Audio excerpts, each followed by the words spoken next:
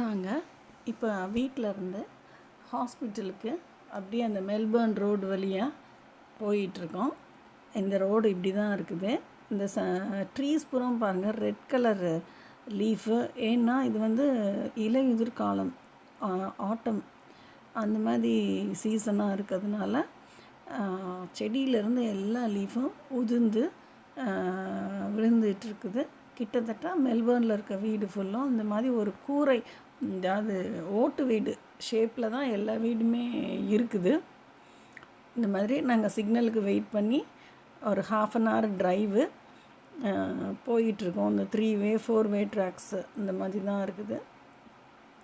நம்ம வந்து டிராஃபிக்கை பொறுத்து நம்ம போகிற இடம் ஃபாஸ்ட்டாகவோ ஸ்லோவாகவோ நம்ம போயிட்டே இருக்கலாம். இப்போ வந்துருச்சு ஹாஸ்பிட்டலு.